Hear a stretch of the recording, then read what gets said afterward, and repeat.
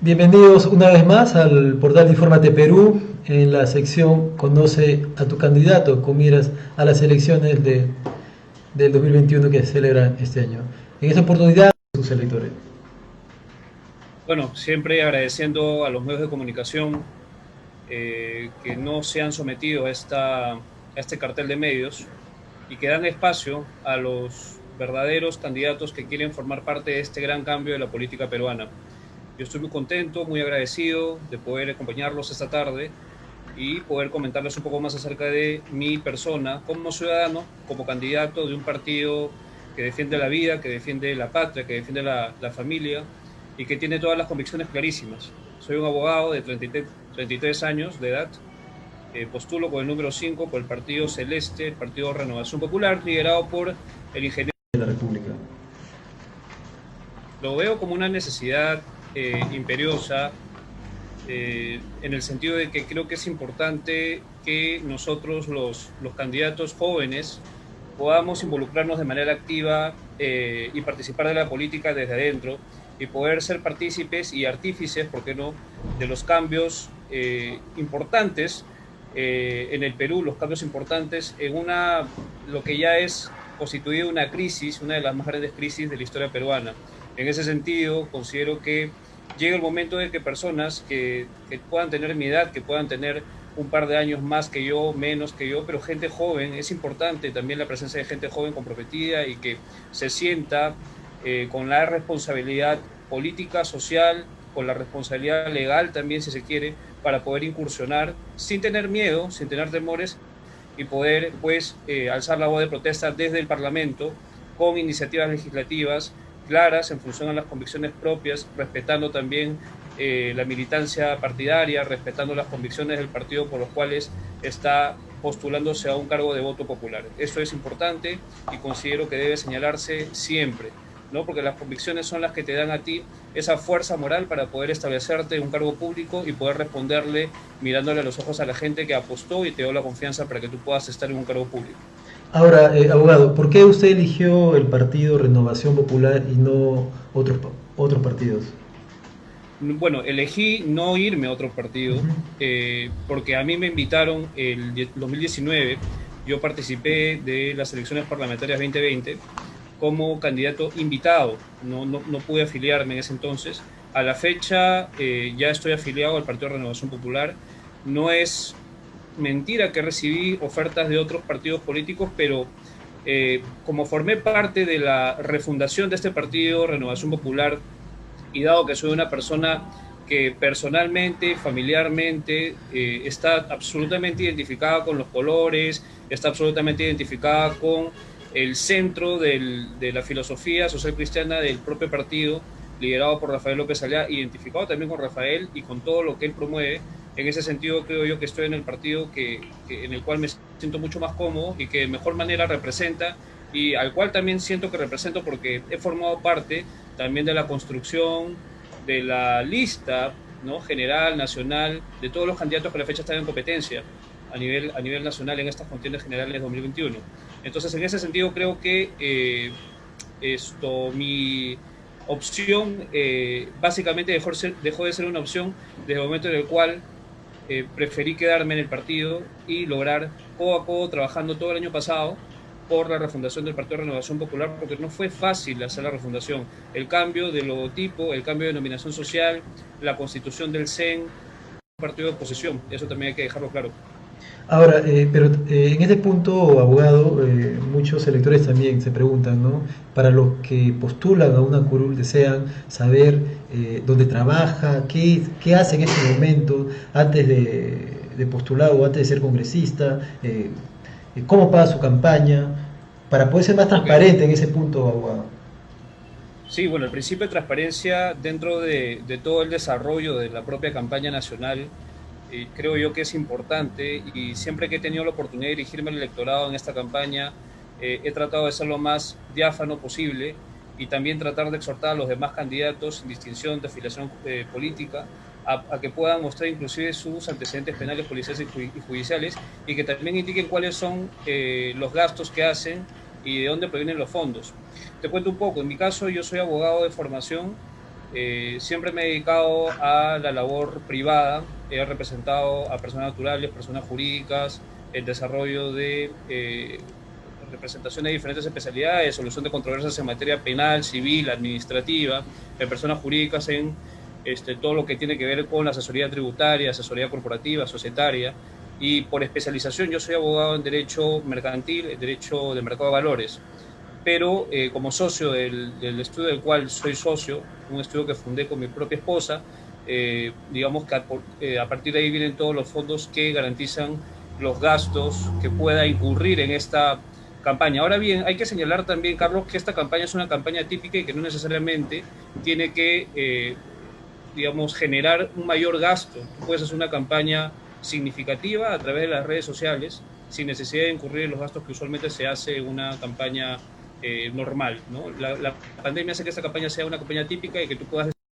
¿Cuáles son las iniciativas específicas que tiene Renovación Popular para promover el motor económico y laboral que está dejando en crisis la pandemia en este momento? Verás, es difícil hacer campaña sin mirar las deficiencias que cometen el gobierno de turno y el gobierno pasado. También lo he dicho anteriormente, es complicado no hacer una evaluación y un análisis de los errores que está cometiendo actualmente también el Congreso, actualmente el gobierno central, actualmente Sagasti y con todo su gabinete. Entonces, nosotros planteamos soluciones a partir de los errores que se vienen cometiendo también, porque hay que saber reconocer cuando se cometen errores. Entonces, en ese sentido, nosotros lo que hemos podido detectar es que hay una intermediación perversa que tiene que finalizar. Es importante proteger a nuestros productores, establecer centrales de compra para comprarles sus productos y poder hacer que la relación entre los mayoristas, que a veces te matan el precio coloquialmente, versus nuestros productores, sea una relación equilibrada, ponderada, justa, ¿no? De tal manera que esa simetría informativa en esta relación que existe entre el productor, que a veces tiene poca información, versus los grandes mayoristas que tienen mayor información, sea mucho más justa. Es para eso importante la intervención del Estado peruano para que pueda, de alguna manera, respaldar a la persona que produce su propia lana y que a veces la vende a un costo muy bajo por lo que verdaderamente cuesta, y que pueda ponderar estos precios. Entonces es importante que haya una intermediación por parte del Estado para que pueda garantizar. Y si no puede hacerlo de manera directa, establecer centrales de compra y comprarle toda su producción a los emprendedores, a los productores. Es una forma también de impulsar la economía en estos tiempos que castiga bastante al emprendedor. Viéndose ya que también tenemos bastantes desempleados, el índice de desempleabilidad ha incrementado de manera dramática, es catastrófico todo lo que se nos viene, y por eso que también nosotros lo que presentamos como bloque político, independientemente de si nosotros asumimos la función ejecutiva o legislativa, te hablo ahorita como vocero del partido, lo que nosotros planteamos es que existan programas de empleabilidad masiva para todos nuestros jóvenes, dotándolos de diferentes alternativas para que ellos puedan buscar empleabilidad en función a sus competencias, sin necesidad que sean profesionales. También podemos establecer programas de empleabilidad masiva para jóvenes que no necesariamente terminan una carrera profesional, pueden ser técnicos o pueden ser escolares que todavía están saliendo de las escuelas y que desean tener pues un futuro próspero o de repente ganar algún tipo de remuneración. Entonces, como partido político, nosotros somos en ese sentido bastante frontales y establecemos programas de empleabilidad masiva para todos los jóvenes en general, dotándolos también de tecnología. Es importante que también, ya yendo un poco a lo que es el factor escolar, el tema escolar, el espectro escolar en general, el espectro estudiantil en general, es importante que esto vaya acompañado de la tecnología para que todos estos programas como Aprendo en Casa, ¿no?, sean programas que finalmente cumplan su objetivo y no queden en saco roto, porque da pena cuando uno va a hacer una constatación respecto de si los escolares han logrado finalmente poder conectarse con estos programas del Estado y tú te das cuenta de que por la conectividad y la señal simplemente el programa nunca lo pudieron llevar a cabo. Entonces es un problema, creo yo, que el Estado debe resolver de inmediato, ¿no? Las tablets es un tema que también está todavía pendiente. Es importante el Internet satelital es importantísimo, la tecnología. Entonces son, creo yo, pilares importantes dentro de las propuestas que nosotros en nuestro plan de gobierno ofrecemos como soluciones concretas para atacar el tema de bueno, en este caso, digamos, el tema académico, la Ok. educación en general. Y Ahora, bueno, el tema de los programas de empleabilidad masiva, que como insisto, creo yo son importantísimos para poder desarrollar y para poder enfrentar esta segunda ola que se nos viene, que no solamente mata gente, sino ahora, también quiebra proyectos claro, de vida. abogado, ahora, en el sentido de como partido, como Renovación Popular, ¿y cuáles son los ejes de salud que propone? ¿Cuáles son los ejes de salud que propone para luchar contra el coronavirus, contra esta pandemia? Para nosotros es indignante todas estas deficiencias, elevarlas al cubo y darnos cuenta de que somos uno de los peores países del mundo para el control y la crisis de emergencia sanitaria.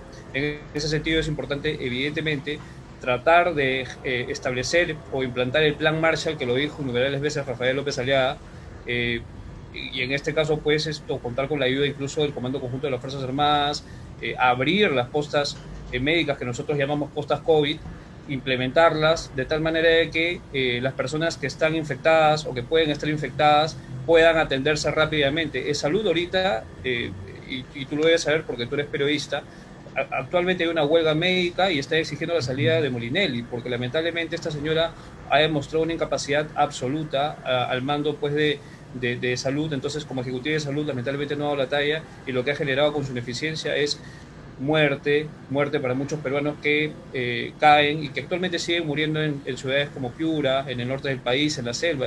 Hemos sido testigos de esto, y el tratamiento de la crisis sanitaria ha sido el peor del mundo, y eso no lo digo yo, lo dicen las estadísticas, es un tema fáctico. Entonces, la propuesta viene por ahí, Carlos, viene para dotar, abrir nuevamente las postas que nosotros denominamos postas COVID, y dotarlas de todos los elementos de protección personal, que es importante.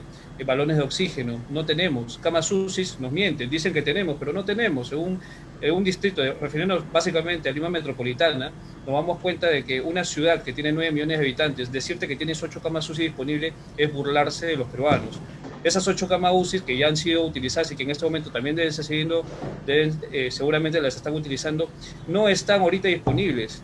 Hay gente que lamentablemente está pidiendo ayuda, lo piden en las redes sociales principales como Twitter, Facebook. Entonces ahí es importante dotar de camas UCI, dotar de mascarillas, dotar de ventiladores, abrir nuevamente, insisto, y voy a seguir insistiendo hasta el cansancio, de la apertura de las postas, para que todos podamos tener esa atención que necesitamos. Las pruebas Ahora, moleculares son importantes, y simplemente para cerrar, y ahorita que está en el tapete y está en boga mucho, es el tema de la vacuna. ¿Cuándo llegan? ¿Cuánto cuestan? ¿Cuánto costaron? ¿Van a ser comercializadas? ¿Van a monopolizar el precio de las vacunas? ¿Cómo van a distribuirse? ¿Cuál es la efectividad de estas vacunas? Está por debajo del 50% de la efectividad, por encima del 50%, nos están estafando nuevamente, es el equivalente a una prueba rápida. Entonces, ese tipo de cuestiones es lo que nosotros nos preguntamos como bloque político, y evidentemente lo que nosotros queremos es impulsar que existan todas estas herramientas de salud para todos los peruanos en general. ahora, abogado, justo usted tocó el tema de las vacunas y eso quería impulsar la pregunta. ¿Usted está a favor o en contra de que la vacuna solo sea comercializado por el Estado y no por las privadas? Mira, ahí tengo un dilema, no, voy a ser bien honesto. En principio, considero que es importante que el Estado peruano provea de estas vacunas, garantizando su distribución gratuita a todos los peruanos que lo necesiten, y se establezca un rol de vacunación ya, pero tiene que ser ya. O sea, nosotros ya a la fecha deberíamos saber y conocer cuál es el rol de vacunación para todo el año. ¿Quiénes van a ser las personas que van a tener pues la prioridad para ser vacunadas? Evidentemente, y se entiende, y lo dicen en todos lados, son las personas de primera línea de defensa de atención médica, que son los médicos y todo el sector salud. Está buenísimo, pero no nos dicen cuál va a ser el rol de vacunación. Hay población vulnerable también. ¿Cuál va a ser el rol de vacunación? ¿Cuándo nos entregan las vacunas? Entonces, en ese sentido es importante saber y conocer cuándo están llegando, y cuál va a ser el tipo de distribución. Algo que también está en la nebulosa y no queda claro, Carlos, es cómo se van a aplicar. ¿Va a ser obligatorio? ¿No va a ser obligatorio? Ese tipo de situaciones creo yo que el peruano debió conocer con el mensaje de la nación de Sagasti. Sagasti no es una persona que es clara y que sea efectivista o práctica, es una persona muy dogmática, que tiende al verso y que cita a Basadre antes de darnos soluciones. En ese sentido, creo que Massetti, como ministra encargada de la cartera de salud, no está cumpliendo con las expectativas que el Perú necesita, ¿no? Y ahí hago una crítica también al actual gobierno, porque yo soy muy crítico y voy a mantenerme firme pese a que esté en campaña. Porque no se trata de hablar bonito cuando estás en campaña, sino de ser convincente y morir en tus convicciones, y yo lo voy a hacer de esa manera. Pilar Massetti representa el continuismo del gobierno de Martín Vizcarra, ¿no? Y Sagasti ha aceptado ese continuismo, ¿Por qué? Porque ha aceptado a Massetti como en su gabinete. Entonces, recordemos que Massetti viene de la gestión de Zamora, incluso como jefe, no recuerdo el nombre exactamente, pero como jefe de comando COVID, me parece. Entonces, aceptar en tu gobierno actual a una ministra que no ha sabido controlar o ha sido parte de esta fallida gestión para el tratamiento de la crisis sanitaria, es aceptar el continuismo de un gobierno catastrófico como fue el de Martín Vizcarra. Entonces, Sagasti tiene equivalencia en esta culpa que está evidentemente castigando y sigue castigando a los más vulnerables dentro del país. En ese sentido, claro, el planteamiento es nuevamente abrir las postas COVID, nuevamente dotarlos a todos de las vacunas y saber, y yo creo que sí, respondiendo a tu pregunta, discúlpame, sí es necesario que el Estado peruano distribuya. Hay un riesgo de que se haga concierto de precios si es que tú permites de que esto vaya a los laboratorios o que los laboratorios y las farmacias que ya generan oligopolio puedan concentrar los precios y puedan venderlo al mejor postor. Entonces vamos a empezar o va a empezar a suceder lo que sucedió el año pasado. Los que tenían más plata se compraban las moleculares, los que no tenían tanta plata se compraban las pruebas rápidas, las serológicas. Entonces, queremos que pase eso. Yo preferiría y me encantaría porque el Estado sea más claro y siendo claro, sean ellos quienes garanticen de que estas vacunas lleguen a los peruanos que verdaderamente la necesitan. Claro, bueno, en ese punto usted ha sido claro porque también habría otra incógnita, es quién regularía los precios, o sea, cómo se regularía, porque como usted mencionó, ¿no? Sobre el tema de las pruebas moleculares, las pruebas rápidas, no hubo un control de precios y cada clínica cobraba como ellos pensaban. ¿Y quién era el perjudicado? Era el peruano. Él era el perjudicado. Ahora, en este sentido, dentro de lo que usted, abogado, está postulando como Jordi Huarto, ¿cuáles son sus propuestas específicas que quiere dar a conocer a sus electores? ¿Por qué tienen que votar por usted? Solamente para finalizar, es importante que esto se nos indique el costo y la forma de distribución tiene que hacerse de manera gratuita. Nosotros hemos pagado y hay un secretismo eh, casi sectario, ¿no? O sea, el secreto comercial respecto a la forma en cómo se adquirió esta vacuna es algo que todos los peruanos debemos conocer. Estamos en la necesidad obligatoria, al ser un país corrupto, porque lamentablemente somos un país corrupto, se nos conoce a nivel mundial, estamos en la obligación, y ellos están en la obligación de informarnos cuánto. El decirnos que forma parte de un secreto comercial a estas alturas, habiendo tenido tantos miles de fallecidos, miles de muertos, o forma parte de la representación de lo que hacen todos los regímenes totalitarios, los regímenes comunistas. El secretismo forma parte y es el modo en el cual se desarrollan este tipo de regímenes que actualmente se está desarrollando. Ahora, respecto a las propuestas que me has preguntado, bueno, mi propuesta bandera, y lo hice también en la campaña parlamentaria 2020, la propuesta es lucha frontal contra la corrupción, pero establecido no solamente como un título, un rótulo, sino lo que yo propongo es cadena perpetua y muerte civil para políticos, para fiscales y para jueces que sean condenados por corrupción. En ese sentido, lo que se propone es una reforma del Código Penal para elevar las sanciones a cadena perpetua y que estas personas que hayan sido condenadas por corrupción paguen con cadena perpetua y se les inhiban todos determinados derechos civiles que están relacionados con la suscripción de contratos entre privados, que no puedan hacer empresas o que ya nunca más en su vida puedan contratar con el Estado peruano. Pero la cadena perpetua tiene que implicar también cuál va a ser la responsabilidad estando condenados o estando apresados. Mandarlos al CEPA, a que trabajen y contribuyan con el Estado peruano, no mantenerlos. Porque yo entiendo la indignación del peruano con las personas que cumplen una función pública y traicionan a la patria. Traicionar a la patria con corrupción, siendo un servidor público en esta época, en plena pandemia, es equivalente a traicionar a la patria. Entonces, hay gente que dice, ¿por qué no empleamos la pena capital? ¿No? Esto no es Singapur. Claro, sería salir uno de los tratados internacionales e ir en contra de las propias convicciones de nuestro partido, el cual reza una filosofía social cristiana. Entonces, una forma de compensar este tipo de delitos, que también está, relacionado con otro tipo de castigos para otro tipo de delitos, que es violación, que seguramente también te lo voy a comentar en un momento, es que no los mantengamos, sino mandémonos al CEPA para que trabajen y puedan colaborar de manera comunitaria con el Estado peruano, o sea, no tenerlos debajo ni mantenerlos, ¿no? Inhibiéndoles sus derechos civiles en los términos que te comenté anteriormente. Claro, abogado, lo que usted dice, ¿no? Pero también ese argumento que usted menciona sobre mandar al CEPA ya se ha escuchado en otras campañas y inclusive para recordar también eso lo mencionaba el ex gobierno de Ollanta Humala, y lo cual tampoco llegó y nunca se cumplió. ¿Cómo recuperar la confianza del poblador, del elector, del ciudadano, que escucha promesas y promesas y promesas y al final no hay esa confianza en este momento? No cree el político. Y en ese sentido, seguramente tú vas a escuchar propuestas que ya hayan sido prometidas en campañas anteriores, pero es importante también reconocer que el electorado, y también yo aún me da culpa porque en su momento también formó parte del electorado y he elegido mal, porque no estudié y no analicé bien a mis candidatos. En ese sentido yo le traslado la responsabilidad a los candidatos y los invito a que puedan estudiar, a que puedan profundizar, a que puedan investigar acerca de los candidatos de Renovación Popular.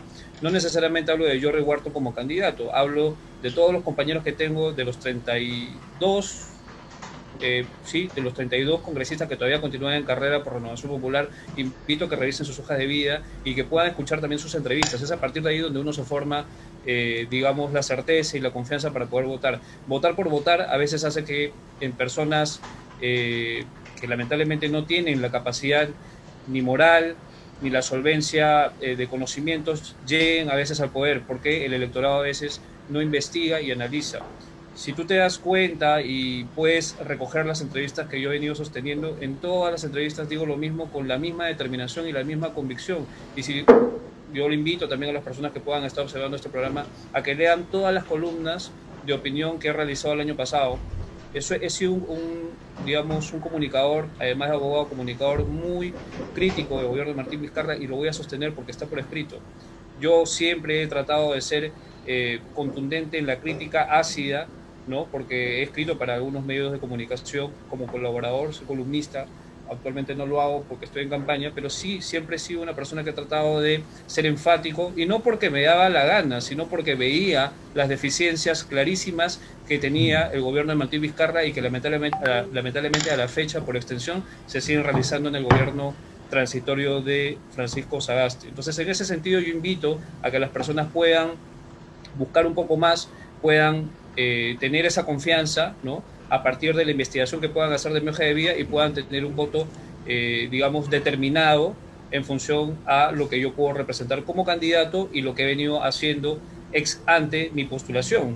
Yo, digamos, vengo desarrollando una función de crítica política ya hace varios meses atrás, esto no es de hace 2 semanas. Ya, correcto, abogado. Ahora, usted ha mencionado que dentro de su propuesta está la lucha frontal contra la corrupción. ¿Y qué opina usted de los partidos políticos que llevan en su lista candidatos con denuncias? Y estamos hablando, creo que más de 200 personas que postulan o aspiran a una curul tienen denuncias, abogado. Mira, lo hice anteriormente, lo voy a volver a hacer. Yo invito a que todos los candidatos muestren en las entrevistas que se los permitan, claro, sus antecedentes penales, sus antecedentes policiales, sus antecedentes judiciales. Bueno, en campaña, porque es importante que, digamos, se conozca y se pueda confiar en los candidatos a partir del principio de transparencia de cada uno. Te lo dije iniciando la entrevista, lo vuelvo a hacer. En mi caso no tengo ningún tipo de antecedente, pero no lo digo para necesariamente decirles yo no tengo antecedentes. Lo digo también para decirle a los otros candidatos por otros partidos políticos que lo hagan. Ahora, mi opinión respecto a cómo han manejado las otras agrupaciones políticas los filtros que se han hecho para poder elegir y seleccionar sus candidatos es lamentable, en el sentido de que hemos visto bastante improvisación, Carlos. Hemos visto mucha improvisación. Yo te puedo decir que en Renovación Popular, claro, es posible que del 100% tengamos un 95% de eficiencia, pero eso ha sido fruto del esfuerzo de nuestro líder, Rafael López Aliaga, y también puedo arrogarme de alguna u otra manera ese mérito, porque lo ha acompañado desde el inicio de la estructuración de las listas, en la selección de todos los candidatos a nivel nacional, no solamente en Lima Metropolitana, sino en todos los distritos electorales permitidos por el jurado, y nos hemos esforzado en seleccionar a los mejores, desde el punto de vista ético, desde el punto de vista, digamos, de las competencias que puedan desarrollar actualmente. Entonces, y también desde el punto de vista de los antecedentes, y hemos logrado pues que a la fecha nuestros candidatos en su mayoría, todos, hayan podido lograr pasar los filtros y los periodos de tacha. No así en otras agrupaciones políticas. No voy a dar nombres para no hablar mal de otras agrupaciones políticas, pero sí estoy claro de que no han tenido o han tenido la improvisación, y eso es lamentablemente la razón por la cual tienen tachas a la fecha y están llevando, sin haberse dado cuenta, gente que está relacionada incluso con el narcotráfico, incluso con demandas por alimentos o denuncias incluso de violación sexual. Entonces, ese tipo, y no pasa solamente en esta campaña, pasó en la campaña pasada también. Entonces hay que hacer una crítica profunda respecto de cómo las organizaciones políticas a veces improvisan para poder seleccionar a sus candidatos. Yo entiendo que hay una burocracia terrible y entiendo que ha habido pandemia y nosotros también lo hemos padecido. Hemos seleccionado a nuestros candidatos vía Zoom, ¿no? Porque no había esa inmediatez para poder sentarlos y conversarlos y mirarlos a los ojos, pero vía Zoom creo que hemos logrado hacer una tarea correcta. Al menos desde Renovación Popular hemos logrado eso. Claro, justo, o sea, mi pregunta va a esto porque el diario El Comercio sacó un informe y ahí se puede observar que hay pues más de 200 personas que están aspirando a una curul y tienen denuncias, delitos. Y en el caso de Renovación Popular existen 4 personas, usted ya debe tener esa información. Y, claro. digamos, Por eso cuando te hablé de porcentaje de efectividad, no te hablé de la perfección, pero sí te hablé de una alta eficiencia, porque de 179, contando a los candidatos al Parlamento andino, a nivel nacional a todos nuestros candidatos, solamente tenemos 4 que, bueno, entiendo y también he tenido oportunidad de revisar sus expedientes. En algunos casos ha sido porque no se lograron o no lograron presentar la documentación adecuada que hacía referencia a su reinserción social, porque tú tienes a veces, o lo que tú tienes que obtener cuando a veces cumples tu condena, para efectos de poder pasar el filtro del Jurado Nacional de Elecciones, tienes que presentar y adjuntar a tu hoja de vida la resolución del juzgado en el cual tú cumpliste determinada sentencia o condena, presentar esa resolución que indica que has estado restablecido, reinsertado o resocializado. Entonces, cuando se le pidió eso a uno de estos candidatos, y no voy a mencionar nombres, lamentablemente por una cuestión de tiempo no lograron presentarlos en el plazo que establece el jurado. Entonces se vuelve un tema administrativo burocrático.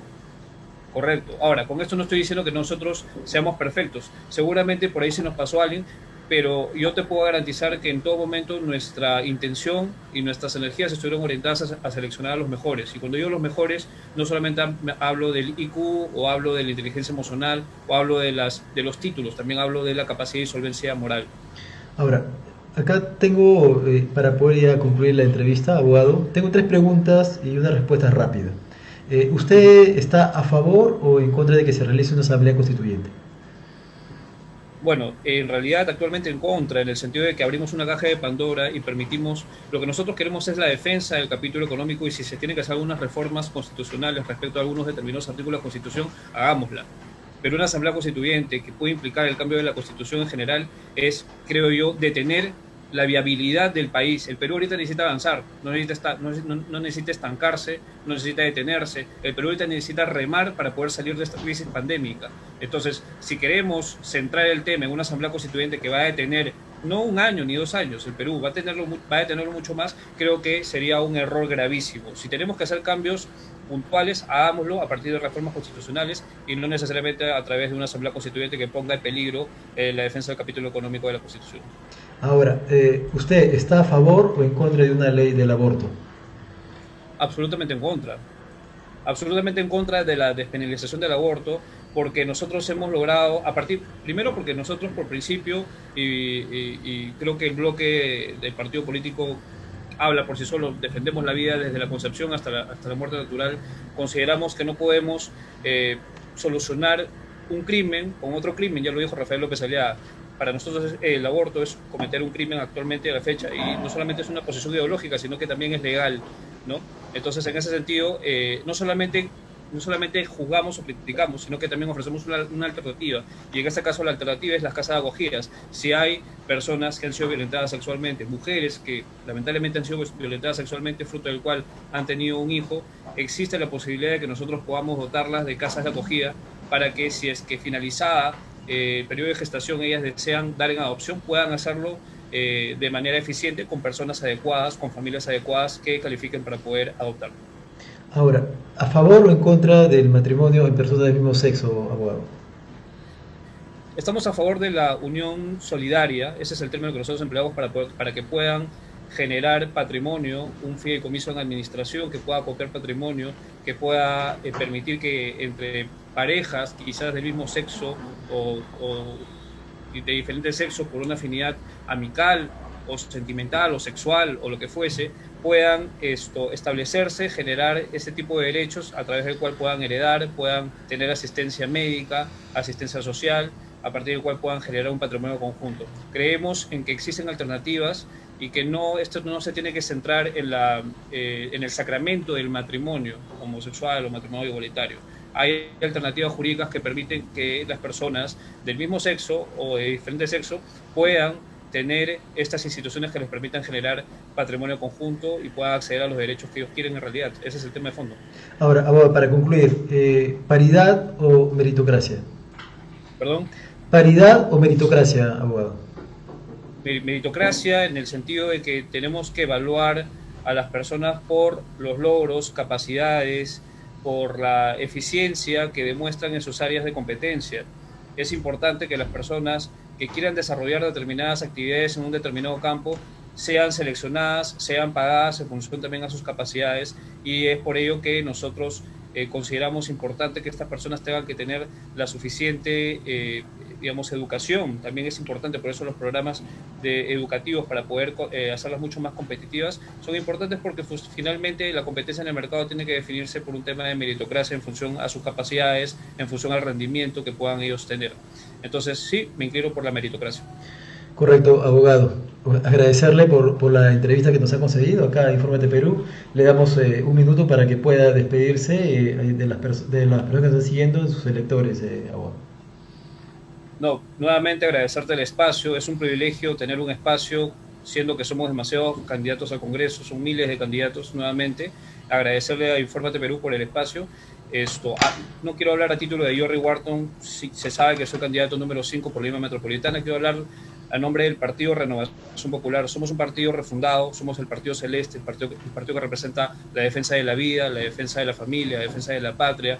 Somos un partido que castiga vehementemente la corrupción. Vamos a proponer soluciones tangibles post pandemia, en plena pandemia, y creo que todas nuestras propuestas recogidas en nuestro plan de gobierno lo demuestran, y los invitamos a que puedan revisarlo y darnos ese voto de confianza que nos pueda hacer la nueva fuerza política que queremos ser para defender la patria desde el Parlamento y, por qué no, desde el gobierno también. Bueno, le agradecemos al abogado Jorry Wharton, candidato al Congreso por Renovación Popular con el número 5. Abogado, le deseamos toda la suerte y bueno, le agradecemos a todos los seguidores que nos han seguido por Infórmate Perú. Ya saben que el 11 de abril su voto decide el futuro del país. Hasta luego.